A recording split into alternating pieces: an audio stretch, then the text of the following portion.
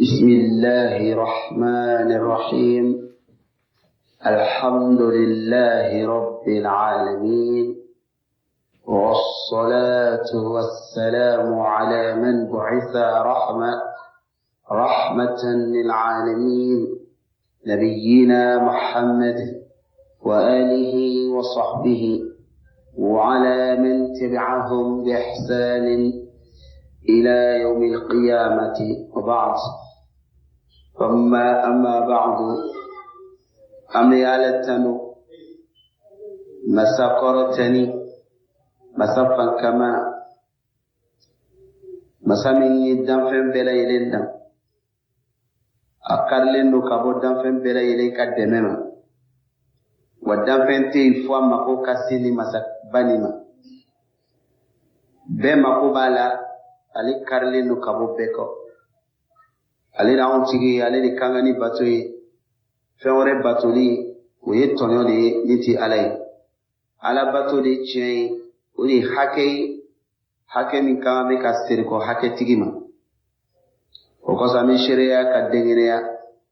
batu fenti ni kankani batoi fo Allah subhanahu wa ta'ala kire ni sharia Muhammadin sallallahu alaihi wasallam alaka jono alaka nabiyuano alaka kideno salli nemani salamu kujidaka anaka sodengo anaka sahabo ni mo kela ku kola batoni mayasra la batoli foga tasiki ama jodo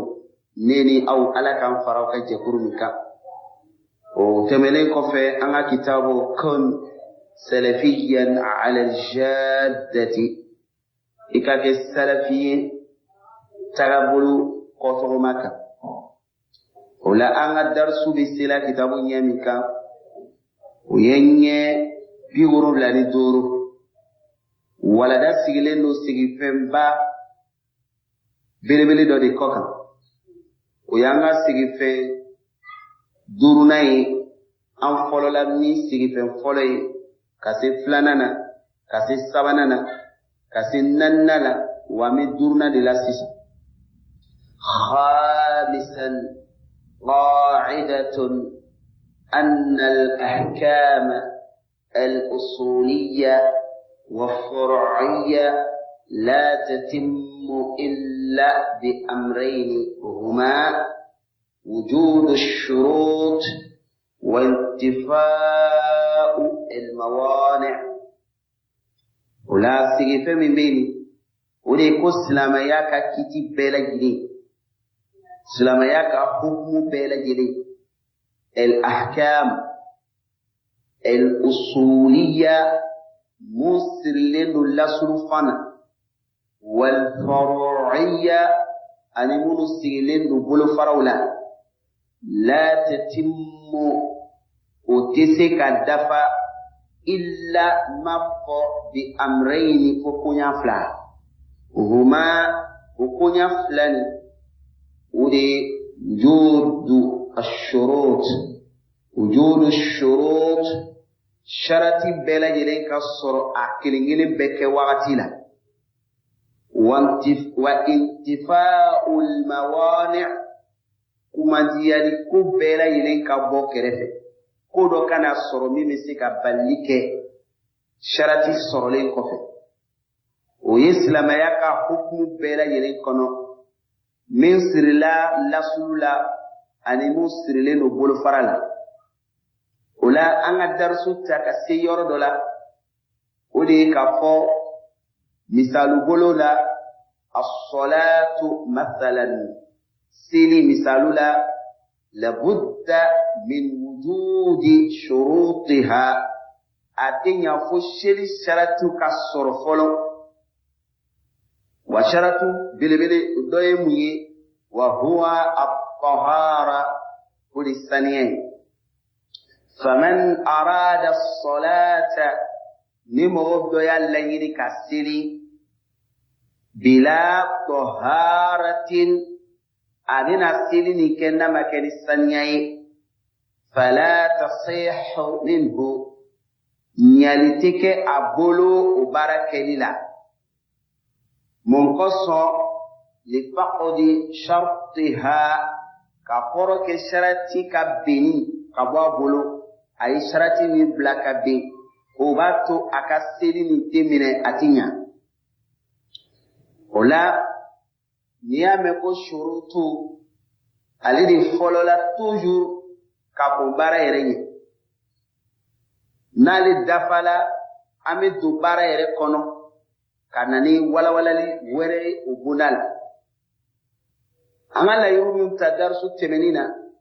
o kɛla seli yɛrɛ min bɛ kɛla an bolo su ni tile an ka dɔn k'a fɔ sarati dɔ b'a la komi cogo min na a bɛ bato tɔw la komi a bɛ la ilaha illallahu la a bɛ muhammadu rasulullah sallallahu alaihi wasallam a fana bɛ ale fana kɔnɔ sarati bɛ nin bɛɛ la wa khasatan komi seli nana masalan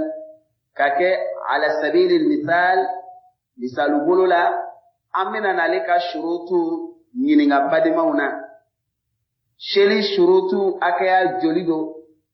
wa walawalali fana mako b'a la karisa n bɛ fɛ i ka seli mɛ yanni i ka seli fɔlɔ sarati damadamani bɛ yen k'o fa n'i y'o fa i bɛ sɔrɔ ka don seli kɔnɔ wa an mako bɛ o walawalali la badenmaw kan jaabi o la o la jɔn bɛ se ka seli ka shurutu d'a ma shurutu as-salat joli do kelen a walawalali fana bɛ na n'a ye kelen kelen fo ka se a ban na seli ka shurutu bɛɛ lajɛlen ye joli kɔnɔntɔn a joona i ka fɔlɔ ka kɛ silamɛ ye fɔlɔ o filanan i ka kɛ hakilima ye wa sabanan i ka kɛ baligu ye a naaninan i ka sɔrɔ di saniya na naam a duurunan i ka sutura i ka sɔrɔ i suturalen don a wɔɔrɔnan seli ka wagati ka doni a wolonwulanan i bɛ ŋaniya ta wa seginnan i bɛ ɲɛsin kɔrɔ ma n'o ye kibila ye a kɔnɔntɔnnan e yɛrɛ de ko kɔnɔntɔn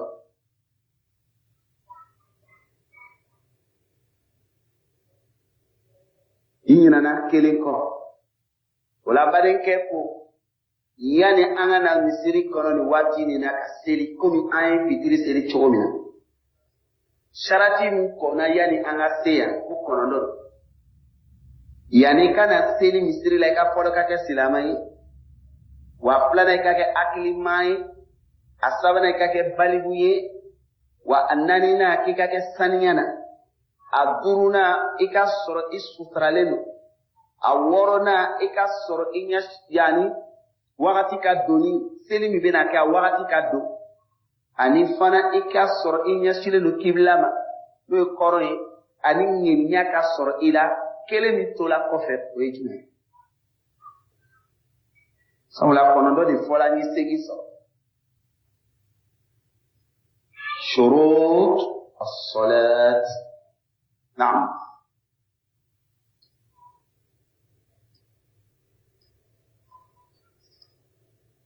karamɔgɔ i bɛ se k'a ladege yanni an ka don ka seli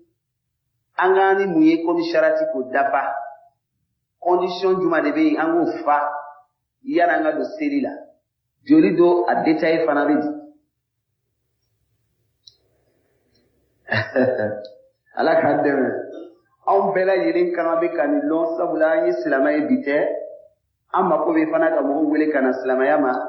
wa sirilen don fɛn min ma o dɔ de ye nin fana ye an ka ala deli ala k'an faamuya naam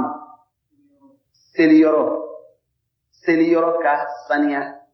ayiwa o do wa seliyɔrɔ ka saniya ok fadal e yɛrɛ k'a dafalen di komi i b'a dɔn cogo min a fɔlɔ ye jumɛn ye joli don 10 don wa 9 don walima 8 kɔnɔntɔn don a fɔlɔ ye jumɛn ye i ka fɔlɔ ka kɛ silamɛ ye a tamyiz i ka kɛ baligu ye ka ko faranfasiya a tamyiz wal bulugh a bɛɛ bɛ ɲɔgɔn fɛ naam al aqlu i ka kɛ hakilima ye i ka nɔgɔ wuli o bɛ kɛ ni mun ye ni seliji ye ani mun ani janaba i ka nɔgɔ lawuli tumana min na ni jɛnɛba nɔgɔ le b'i la i bɛ jɛnɛba ko kɛ walima n'i donna ɲɛgɛn na o ko fana t'i sɔrɔ i bɛ seliji ta o fila dɔ kelen a bɛ fɔ o ma raf'u al-hadath naam izalatu najasa ka kɔsɔw lajigi ka jigi ka bɔ yɔrɔ joli la kɔsɔ bɛ lajigi ka bɔ yɔrɔ joli i bɛna seli yɔrɔ min na ka kɔsɔ jigi ka cɛ ka bɔ o fanfɛla la i ka don fini min i bɛna don ka seli fana kɔsɔ kana sɔrɔ o la ani mun ani farikolo naam i ko silamɛya i ko balikuya i ko ka saniya kɛ ka nɔgɔ lawuli la albulugh wal tamyiz n'o fɔra kelen bɛ kelen pilasi ta al-aql akili naam akili al-islam al-aql al-bulugh naam raf'u al-hadath nani izalatu najasat duru atulan nani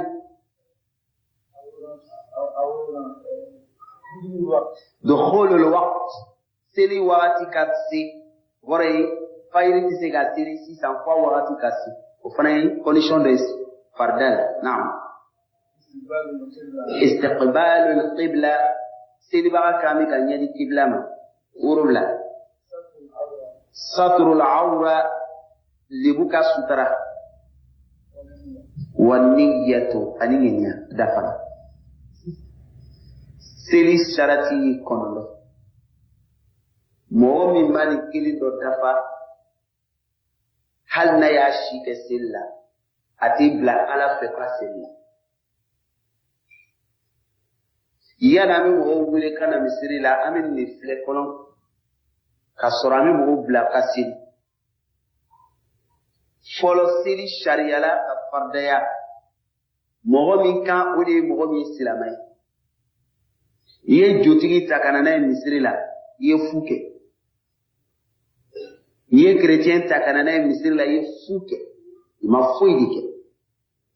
fo a ka silamɛya fo jotigi ka jo bila soma k'a ka somaya daminɛ k'a la kelenya o silamɛya diina don n'o ma kɛ mɔgɔ min na hali n'a y'a si bɛɛ ta ka ban ka seli kɛ ala tɛ sara bila a kun sabula seli dila silamɛw de ma donc condition fɔlɔ kɛ silamɛ a filanan o de ye baligu silama baligu seli faridayala o de kan ni silama baliguyala de a bɛ fɔ ko seli faridayala karisa kan o ye condition ye min bɛna filanan kɔfɛ a sabanan o de ye mun ye hakilima silamɛya sariya bɛɛ lajɛlen bɛ mɔgɔ de kan mɔgɔ min ye hakilima ye ale de bɛ yamaruya nin kɛ ale de bɛ bɛn i kana nin kɛ mɛ ni hakili minɛna ka ban silamɛya ka kiti si tɛ bori o tigilamɔgɔ kan komi ala kɛla ko cogo min na ne ma nin kisiba ye ko sɛbɛnnikala kɔrɔtala ka bɔ mɔgɔ saba ma mɔgɔ saba sɛbɛnnikala kɔrɔtala ka bɔ u ma sunɔgɔbagatɔ dabɔ fɔlɔ fatɔ fo a hakili ka sirikɔ a la ani mɔgɔ min fana denni fitinin don fo a ka baliguya ani sunɔgɔbagatɔ f'a ka kunu ka bɔ sunɔgɔ la olu saba sɛbɛnni tɛ k'u kun ɲuman ni juguman na donc seli bɛ kɛ de ka ɲuman dɔ sɛbɛn i kun wa ni fa b'i la sɛbɛnni tɛ kɛ e kun fatɔ jɔyɔrɔ tɛ misiri la f'a ka kɛ ni hakilima ye hakilitigi o sina ye fatɔ ye silamɛcɛ o sina ye kafirikɛ ye walima kafirimuso wa denni fitiniya walima baliguya o sina ye denniya le a bɛɛ n'a ka sina donc an mako bɛ min na silama hakilima baligu wa nanina o de ye i ka nɔgɔ wuli ka bɔ i yɛrɛ la o dɔ ye jɛnɛba nɔgɔ walima ɲɛgɛnna taga walima dakɔma taga ni jɛnɛba nɔgɔ don f'i ka koli kɛ farikolo bɛɛ ka ji sɔrɔ wa ni ɲɛgɛnna taga don walima dakɔma taga don ale wasala nɔw la nɔ min latigɛla ni seliji bɛ tigɛ ka dan o la mɛ n'i ma o fila baara dɔ kɛ k'a sɔrɔ a koɲa dɔ k'i sɔrɔ hali ni kɛla k'i ye silama ye hali ni kɛla k'i ye balidi ye hali ni kɛla hakilima ye k'a sɔrɔ i ma nin dɔ baara kɛ a ko dɔ nana ni selila i ma seli dɛ sabula seli tɛ kɛ seli fo saniya ala ka kiden kuti ne man kisɛ ye a ko miftahu salat at-tahur a ko seli lakile ye saniya de yanni bɛ don seli kɔnɔ so dɔ don lakile min b'a dayɛlɛ o de ka saniya o dɔ ye mun ye n'i bɛ jɛnɛba la i ka saniya k'i ko walima n'i ye dakɔma taga kɛ walima ɲɛgɛnna taga kɛ i kan bɛ ka seliji ta a bɛ fɔ o ma rafuhu al-hadath o kɛla 4 f'i ka sɔrɔ o dɔ nɔgɔ dɔ t'i la a 5nan izalatu najasa i ka kɔsɔ lajigi ka bɔ i yɛrɛ ma o fana bɛ kɛ yɔrɔ 3 o bɛ k'i ka don fini na ni farikolo la ani bɛ seli yɔrɔ min na kɔsɔ kana sɔrɔ yɔrɔ la ɲɛgɛnɛ kana sɔrɔ a kɛla e ɲɛgɛnɛ walima mɔgɔ wɛrɛ kɔsɔ ye kɔsɔ de o dɔ kana sɔrɔ i ka fini na o dɔ kana sɔrɔ i farikolo la o dɔ fana kana sɔrɔ i ka seli yɔrɔ la a bɛ fɔ o ma izalatu an-najasa kɔsɔ ka jigin ka bɔ i la yɔrɔ 3 n'o kɛla sisan a kɛla loro wa nin bɛɛ lajɛlen ɲana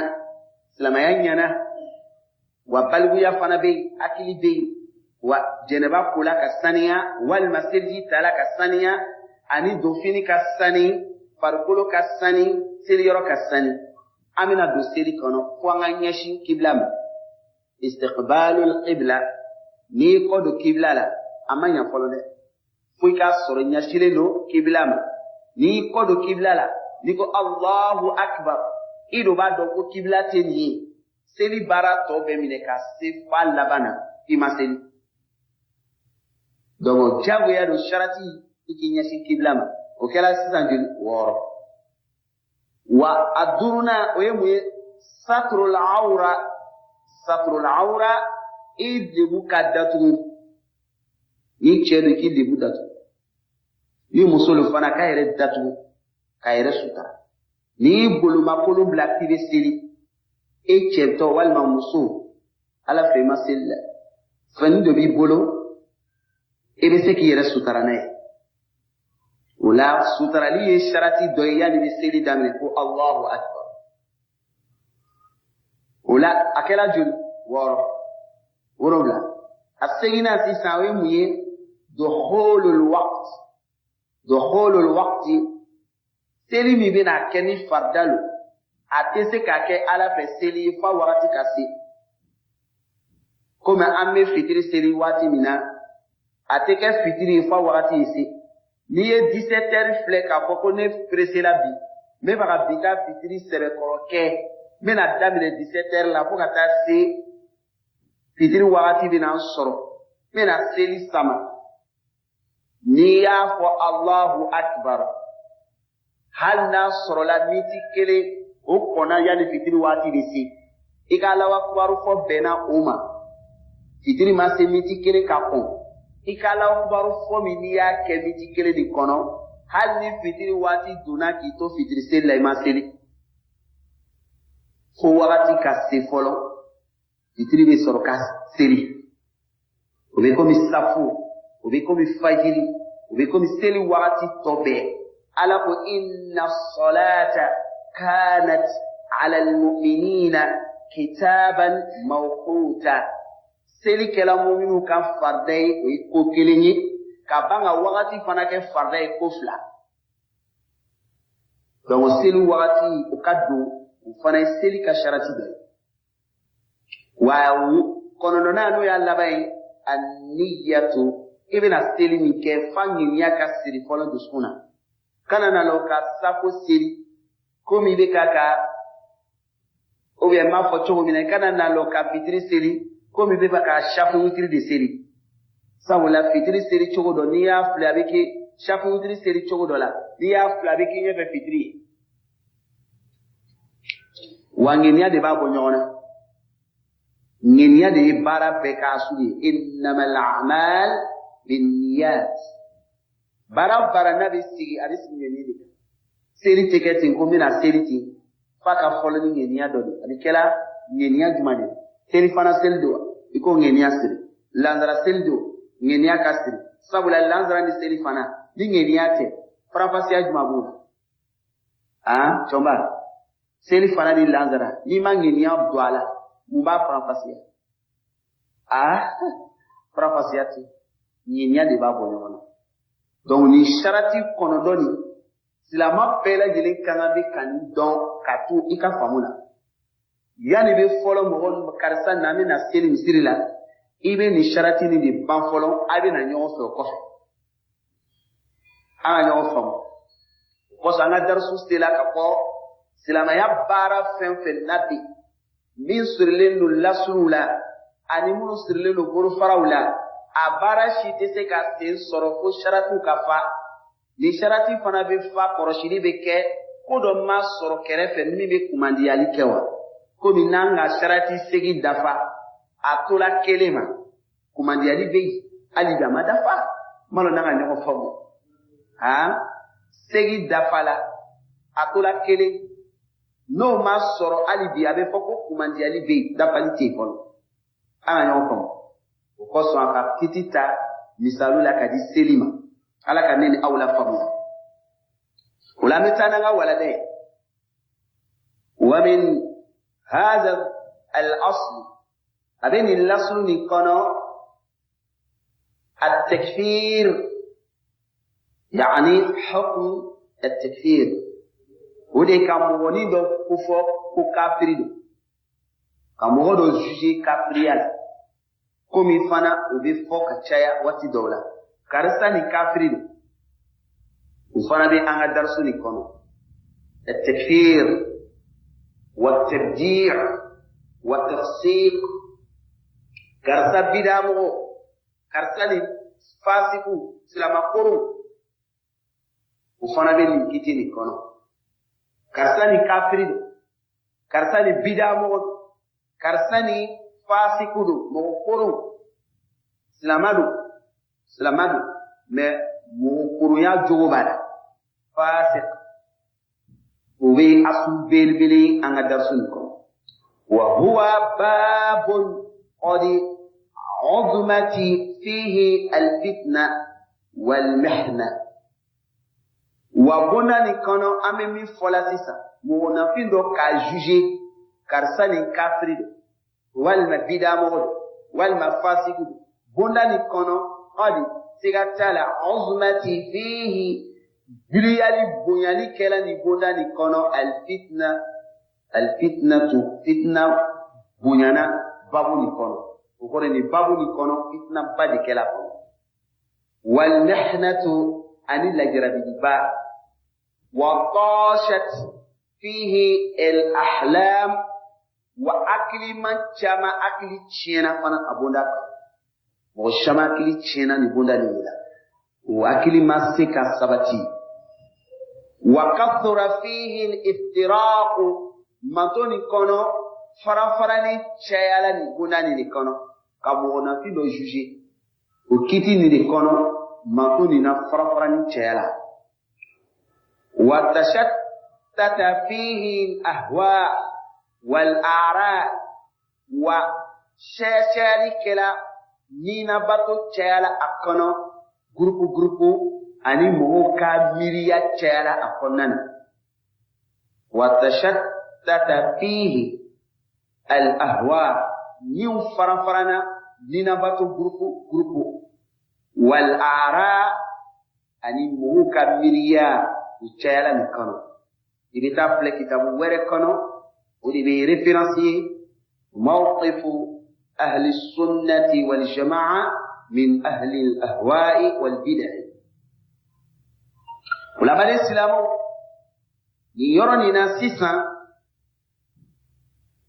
modo ka fo karsa ni silamate akelen ko fe ka loni silamaye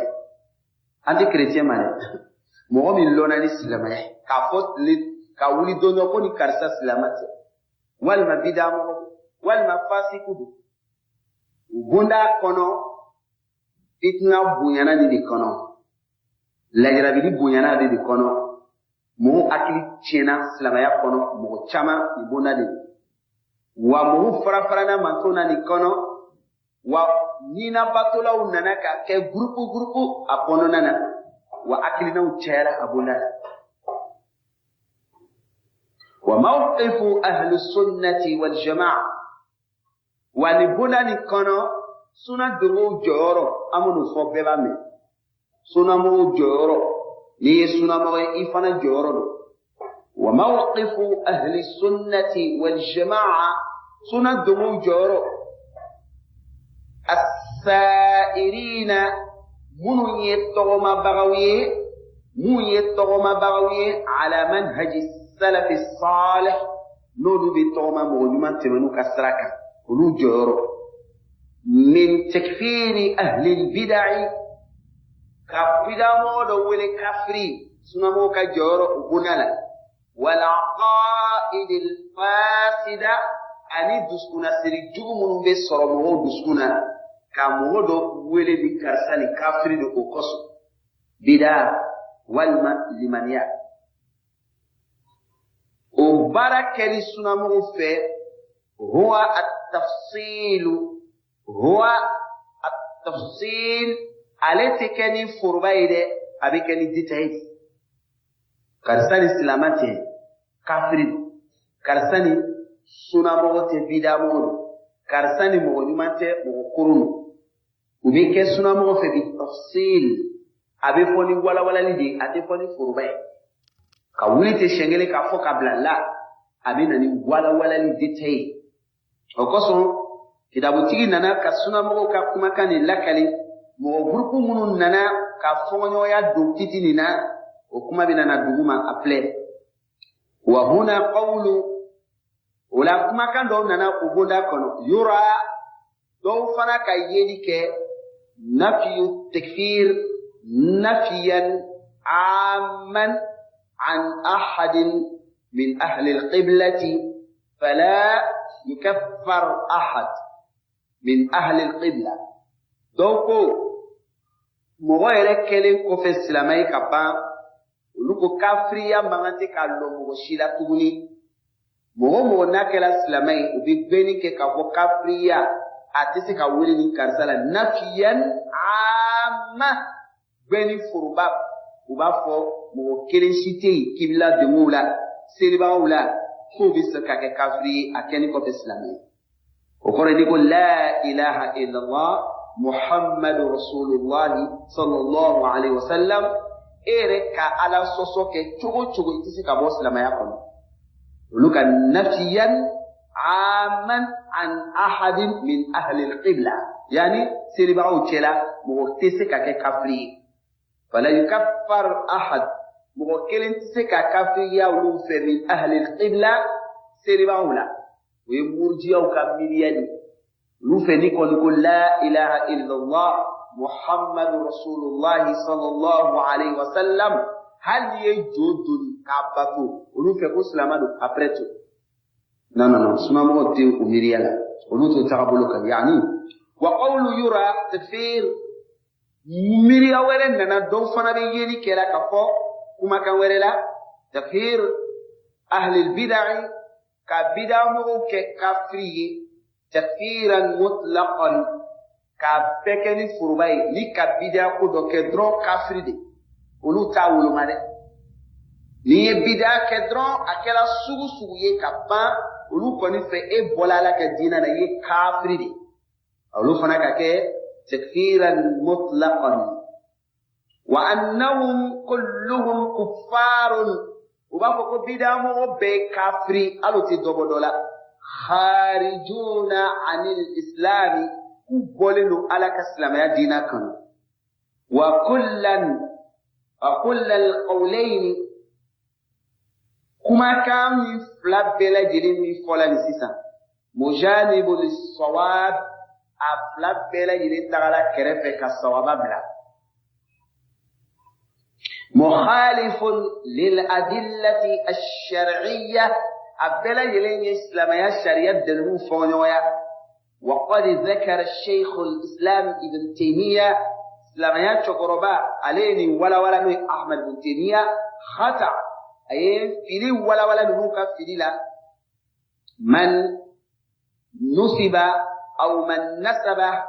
hadaini alqawlain mɔgɔ min ye danbe kɛ ni kumakan fila nin dɔ la li ahadi min a'immati salaf mɔgɔ ye ni kuma min fɔ ka ɲɛsin an ka imamu tɛmɛni dɔ ma n'i y'a fɔ ye nkalon tigɛ هذا خطأ من نسب هذين القولين لأحد من أئمة السلف موامي يندوفو كانغا موغيمان تمني دوي دي كلفو أي نالوتي والمني مغصر لك لنككونو أخطأ وأن الصواب هو التفصيل مي الصواب يليك كتي فوق ولا وهو قول الحق ولي تشيانكم مكين عن الأئمة السلف من لك لنا مغنما تمنوما ترى كتاب فلي مجموع الفتاوى إبتا كتاب أتم وربلنا باجي كمس سبا إسباني وربلا إيا كلام فوقتاسي كمس سباني بيننا إبني حكم بفا على كفهم يعني ما دام ولا كما بمنك ألبي أمامي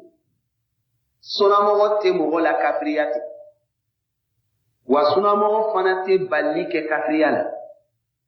an ka ɲɔgɔn faamu sunamɔgɔ tɛ mɔgɔ la kafiriya tɛ mɛ sunamɔgɔ fana tɛ bali kɛ kafiriyali la i tɛna sunamɔgɔ ye k'a bɛ mɔgɔ kɛlɛla mutlaku kɔrɔ ye foroba bolo ma mɔgɔ si kana fɔ mɔgɔ dɔ ma ko kafiri ka ye ka mɔgɔ bɛɛ kɛlɛ mɔgɔ si kana fɔ la o tɛ mɔgɔ bali o la o fana tɛ diɲɛ fana mɔgɔw b'a fɔ fana ko mɔgɔ si tɛ yen yanni ko bɛɛ ye kafiri na o tɛ sɔn fana o la fahuna foroba kuma fila ni si o tɛ sɔn a o bɛ min ta o de ye walawalali ye karisa ni kafiri lo ka dalu kɛ mun ye walawalali mana a ye nin de kɛ a ye mun kɛ ala ko ten ciden ko ten ne ma ni kisi dɔn nɔ bɛɛ bɛnna kan o de dɔla la komi dalilu se ka ale bɔla dana ale donna hukumu min kɔnɔ tiɲɛna kafiriya hukumu dɔ la mɛ karisa ni kafiri don a ye mun kɛ parce que a ye ɲɛmɔgɔya kɛ o tɛ kɛ mɔgɔ kɛ kafiri ye silamɛya ka hukumu na o yɔrɔ la an b'a fɔ cɛ nin tɛ kafiri ye o kosɔn n'o kɔni dɔrɔn don i y'a kɛ kafiri ye k'a ye ɲɛmɔgɔya de kɛ a don m'a fɔ ko ɲɛmɔgɔya kɛli dahala ale de ye ala ko ta dɔwɛrɛ t'o kɔfɛ i kana kɛ kafiri ye dɛ i kɔni b'a dɔn a ye jurumu kɛ a ka ala kotaba kɛ a bɛ kɛ fasiku ye o kosɔn mɛ i kana bɔ ala ka diinɛ na sunamɔgɔ bɛ na ni mun ye sisan walawalali n'i y'a fɔ a ti kumakan ta a ti kumakan fili mɛ a bɛ ɲininka dalilu jumɛn bɛ ni dalilu bɛnna sawaba ma a bɛ sabatili kɛ ni sawaba tɛ fana a bɛ e yɛrɛ lali i kana nin kɛ o kosɔn a bɛ fɔ ma at-tafsir ka ko fɔ ka walawala an ka ɲɔgɔn faamu komi dɔw bɛ se k'a fɔ sisan ko bidamu bɛɛ ye kafiri kunfinya kuma don parce que bidamu bɛɛ tɛ kafiri ye ti tiɲɛ bida bɛɛ tɛ kilasi kelen kɔnɔ bidamu bɛɛ tɛ kilasi kelen kɔnɔ n'i y'a bɛɛ lajɛlen ta ka bila yɔrɔ kelen i ma i ka kɛ kodɔnbali ye silamɛya hukumu na walima i ka kɛ khariji ye a bɛ fɔ mun ma ko al-khawarij i bɛ kɛ olu dɔn olu ye bidamu cɛjugu ye mun fana bɛna fɔ ko silamɛya kɔnɔ ko silamɛ bɛɛ ye balima silamɛ kɛla cogo cogo hali n'a ye ala kota cogo cogo hali n'a ye jo sɔn silamɛ ye silamɛ le bɛɛ ye kelen ye bɛɛ ye muminu an b'a fɔ fana ile fana k'a fɔ ka tiɲɛ bɛɛ tɛ se ka kɛ fana o lihala la mɔgɔ dɔw bɛ olu bɛ seli la u bɛ jo sɔnna u ka silamɛya tiɲɛna dɔw bɛ seli la u bɛ ala nenina olu ka silamɛya tiɲɛna mɔgɔ tɛ se ka kɛ silamɛ ye k'a sɔrɔ jogo dɔ bɛ yen fana ko ka k'i la min ye musirikuya ye k'i ka silamɛya bɛ sabati kosɔn la i ka silamɛya bɛ tiɲɛ a kɔrɔ kɛ silamɛya bɛ tiɲɛ ni fɛn dɔ ye o dɔ don yala ka ɲɔgɔn faamu o la an bɛ taa n'a ka waladen ye الأذان طيب سنوك جورو فلي بابوني كونو من تكفير أهل البدع كبدع موجيك وكفري وكاكيتي فلي نبونا لكم والعقائد الفاسدة أني أكيد جوم بي وكجمان فلي فنقوله وهو التفصيل ولا لك وهو أن أهل البدع ولكي يركبوا بدع دمو ليسوا على درجة واحدة بدع مو بيتي درجة كلك وبينو سانف درجة درمونا فمنهم أبي بدع مو تلا من هو مقطوع بتكفيره تيجي كم دوكا كافريا بارلا أقول نايني كافري بدع دوده مقطوع بتكفيره أكا كافريا حكم تيجي كم بالا كمان ودوم سالكم جو كمان أتى بقول أو فعل مكفر كم موضوع ناني بارادو كلي كافريا بارادو والنا مكان كافريا مكان وتمت في حقه شروط التكفير كافريا كحكم شرط دفل فنا ألا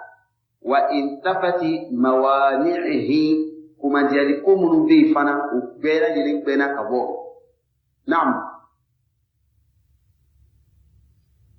وكسون لدنو كتابه كلام أكانني تالي مكان كتا يورو ولا كان مكان ولا كا بينا جلك فمو ككلي نان تمنا دي كانتي tuma do yoro do nyini ngali bi o muye oho ko bi mo do ka kafriya bara doke walma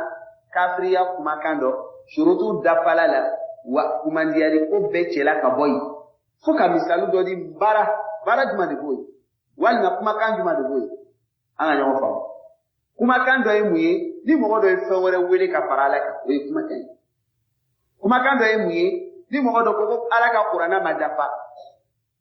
kuma kando ye muye mogo mi ka fo ko wey ko Allah subhanahu wa ta'ala aye qur'ana mi jigi anuma ala kuma kando me danfen awlu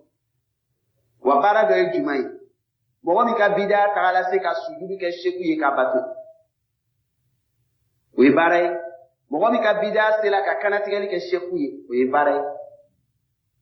o bara nyona do keli ni mogo mi ka bida niveau sera uma we ya soro bara ni kela abolo amme adalu fle qur'ana kono bara ni be mizani juma kono ni yake amita fle ala de ko qur'ana kono ni mogo mi fenwere fara alika katigla mo kafriya jeni ko de ke aka bida sera o de mabi we kelenyi lana amita sege est-ce kumaka min fola la abe sabati la wal mama sabati sawla bara dollona kitabula me akumaka nyeshina mogodoma chantala amake donc nalon lalala amekiti to ifolo kata nyanyini cheni est-ce ayi bara ni kewa ufana nana ka sabati ka yake ame nani kumaka sigida sabana yi alibi anta koko kafiri do folo ame sigida sabana fle oye muye est-ce que moye delu lasse amawa tumaro ada kela confiance amalo est-ce que delu sigila ka irala anga iko delu irala la c'est la pojitala c'est que bara e kafriye ala de koti bara ni kela cheli bulu sigatala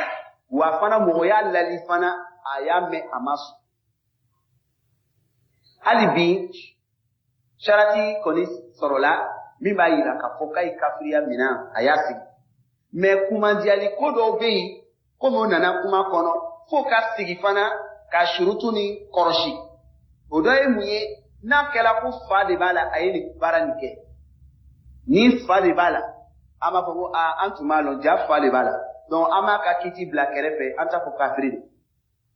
ko kore muye anga chedolo suna mo do kunu tawidi tigido abe ala kelebantia akuma kana akakewalula me fali nana wuli ala ligana abe yala misuru kono abe ala neni komi adama de Naya mewako subhanallah. Chene kafriya kan fode. Manta foko chene kafriye folo. Ama ba kafriya kan fode. Ama ple eske abe ni fola ni hakili kotala. Doko chiano ko hakili ko be mogo ka chela. Aha, o koson ante kiti mine fatoya ni kono sabula kumandiali be fa no be mogo la sebeli tikaku. Anga loni ni tume ala kunu ni atumi islamaya nyuman kan ame o de mine kaka kiti ke okan hal na ya shito beke ala nenina kasoro fabala na salami sela shu choma malo na hobna menanya sege fatala fatala okay ame serbo kata kumandiali ko wara be tuguni eske stranya ko jugu do le ma cheni blala mo fagala do le malo misri dala anyame mo fagala wala olu de mo fa nyeshi ama kuna mani foku ba faga anga yorofle stranya dote okay sabana mi ta yorore e mu yetuguni eske ni sondia ko jugu ya de ma cheni black afrika kan fola kasra ire ballo ko kafriya lo amali maniala kapoka kamika yani akalimania be abal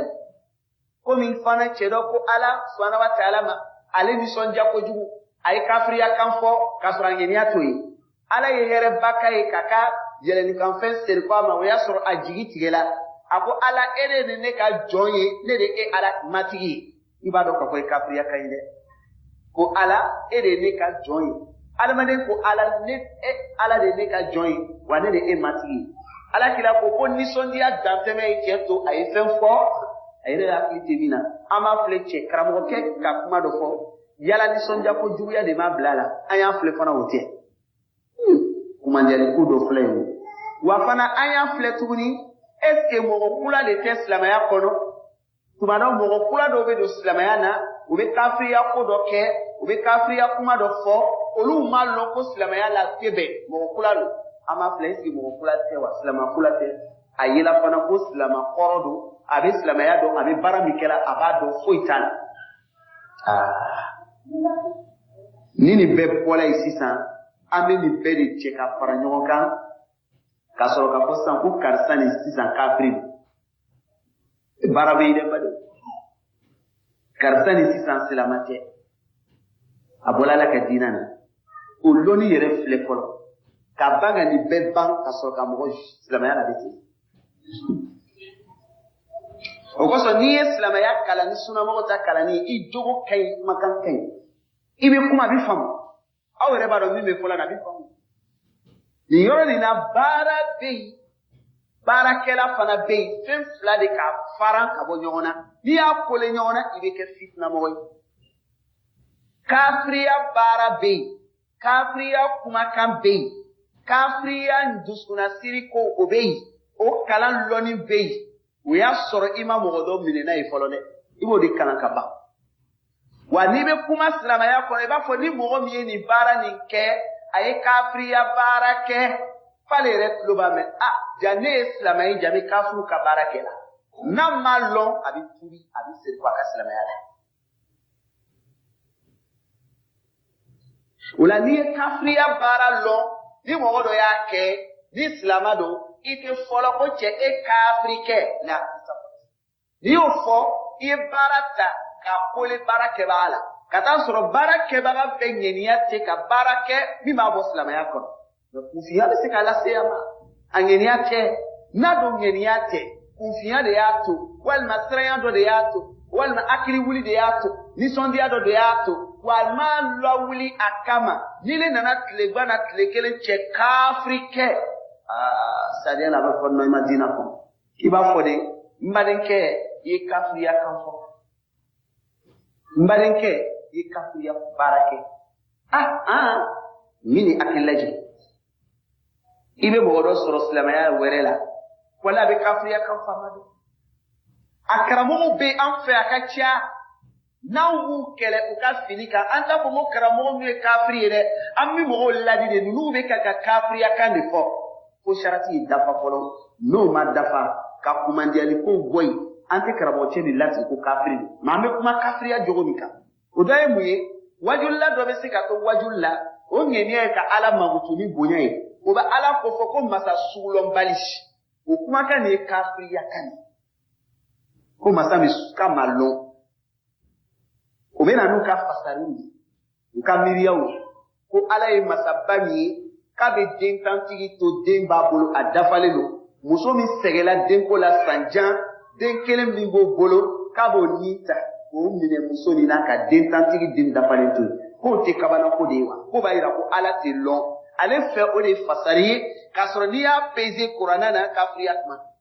ni karamo ke mi yo fo na soro la fatula aw de ba fo aw ye karamo karsa ni nyona fo me kafriyatma wa anta juge ko kafiri sabula odona condition munu be amolo foron ala wal manabe balola fana ama fo mo ina karamo karsa be kakani fo kafriyadu Iwati juma si sama bla kafriya minan kono ka fo mo nyina beka mekke ni kafriye ni ala sona ni seri wele bana amena na no misali erebe na long jas la maya kono suna mo ma plonge mo ka jugement na de ala ka ambiance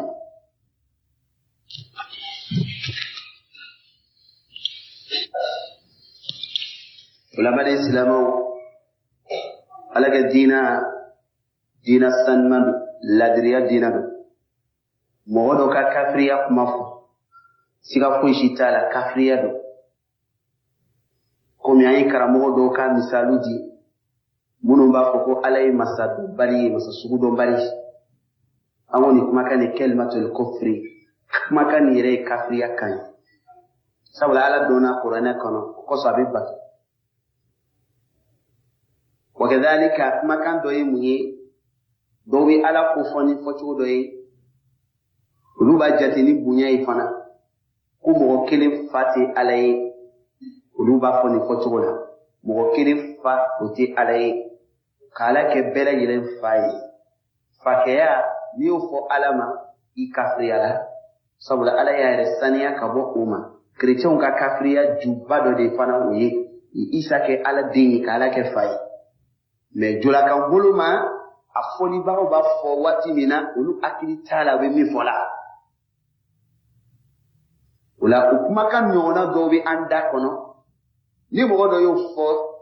antese kaka kafri ya latige karsani kafri fo anga condition mi fola ya kafa umaniali ko fefe me kerefe fana obeka boy ola anga shurutu binu be amena mbade do nyiniga ene Omar abina fanyina shurutu folo kame kake jumai karsani ni kami fo kafri ya do sabula ko mogo kelen fati alay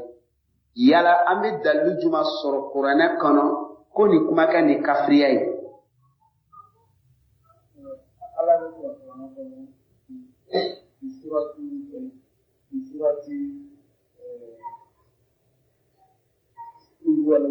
surati al-ikhlas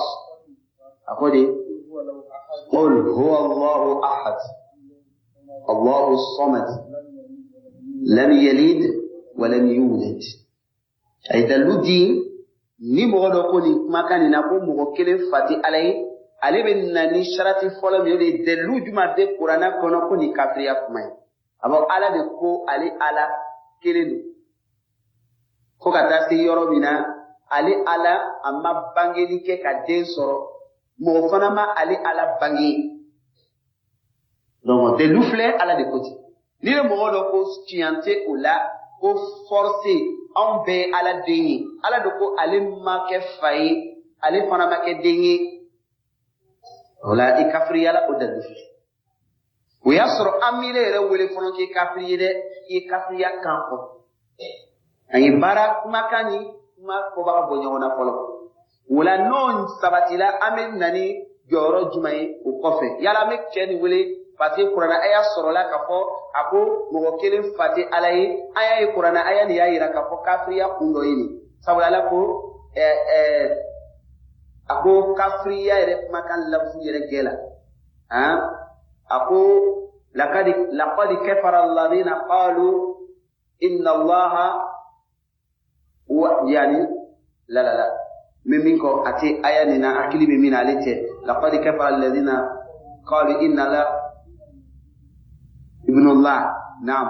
جيد minnu ko Masihu Isa ye Ala den ye, Ala k'u kafiriya la. Aya bɛɛ nana o yɔrɔ la. Mariama den minnu ko Ala den don, Ala k'u siga t'a la k'u kafiriya la. O aya bɛ wasa kɛ ka kiti nin ta ka fɔ kafiriya kan. Na ni aya ni tala ni yɔrɔ nin na o, an bɛ to misiri ni kɔnɔ yan sisan k'a fɔ ko nin karisa ni kafiri le wa? An b'a fɔ direct la wa? Dalu bɛ yen o. Kuma bɛ taa direct la wa? An bɛ mun ta tuguni? Est-ce que mɔgɔw b'a lakale na ne ye kalanden de dɔw de b'a fɔ la ɲɛna ko karamɔgɔkɛ dɔ bɛ nin kuma fɔ la. Ne bɛ n ka sigida nin na yɔrɔ nin na sisan karamɔgɔkɛ dɔ le ko karamɔgɔ dɔ bɛ yan fɛ a bɛ nin fɔ la. Ne mako tɛ ka karamɔgɔcɛ ni juger fɔlɔ dɛ. Ne b'a fɔ le n ko baara nin ni can b'a la a kiti filɛ. N tɛ karamɔgɔcɛ yɛrɛ juger fɔlɔ dɛ. N bɛ mun fɔ kiti min b'a la o filɛ kafiriya don. Ni kɔni a kiti filɛ. Karamɔgɔkɛ ko sarati wɛrɛ bɛ na yanni an bɛ kiti tigɛ cɛ kan. O de ka taa ɲɛɲini k'a lɔn tiɲɛna a b'a fɔ la wa? O kuma fɔ ten wa? Ka taa ɲɛɲini est-ce que tiɲɛna a b'a fɔ la? N'an taara sɔrɔ fana tiɲɛna a b'a fɔ la, an bɛ se ka tigɛ kan ta ko kafiri la. An bɛ taa di tuguni. An bɛ dalilu jɔ a la. An bɛ kuma ɲɛfɛ. Mɔgɔ ka sɔrɔ min bɛ kuma n'a ye. Walima ale yɛrɛ ka sɔrɔ a ka dɔnni kɔnɔ a ye dalilu jɔ a yɛrɛ la. Wa ni dalilu jɔla la sisan k'a sabati k'a fɔ a y'a kumakan fɔ wa dalilu fana yirala la an b'a wele sisan ko cɛ kafirikɛ de don. Hali bi a tɛ fɔ. An bɛ jigin tuguni an bɛ mun ta tuguni.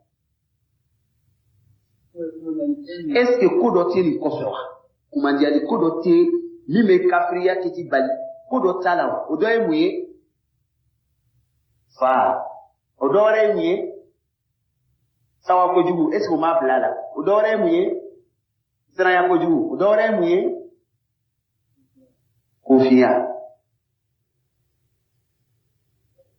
O la ni nin bɛɛ banna sisan an ka ye nin si tɛ sisan kafiriya bɛ boli sisan cɛ nin kan kafirikɛ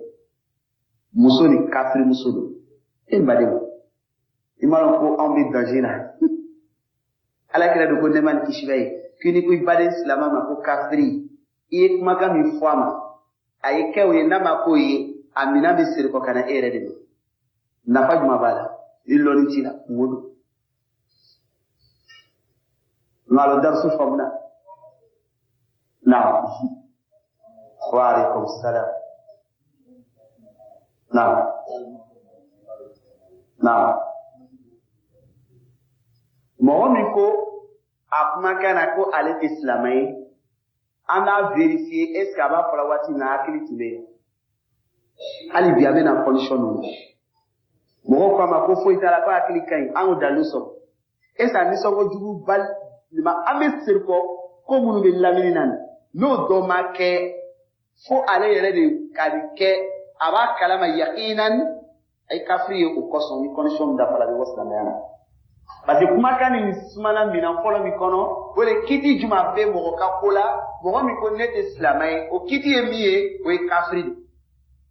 Kiti sɔrɔla komi mɔgɔ min ko ala den b'a kɔnɔ u bɛɛ ye kiti kelen kafiriya minɛn kɔnɔ u bɛɛ bɔra silamɛya la. Maintenant kuma fɔli kɔfɛ an bɛ mun de filɛ est-ce que a b'a fɔ la tiɲɛ na hakika la wa sabati la est-ce que dalilu jɔla la wa a lɔ sira ka ca yɛrɛ walima mɔgɔ wɛrɛ y'a lɔ walima ale yɛrɛ delila ka fɔ wajulu la an nana ye k'a fɔ fa ma wuli cɛ nin na telekan na fatɔ tɛ o ma ye a la est-ce que a nisɔngo juguya de b'a to don dɔ la e ni kumakan nin gosi ka bɔ a da kɔnɔ o ma kɛ. Yala londra siranya ko jugu dɔ le ma to a y'a kɛ wa o ma kɛ n'o bɛɛ bɔra yen n'an y'o condition dafali sɔrɔ kiti bɛ lɔ a kan sisan ko kafiri kiti bɛ a bɛɛ bɛ minɛn kelen c'est que ne se k'a ɲininka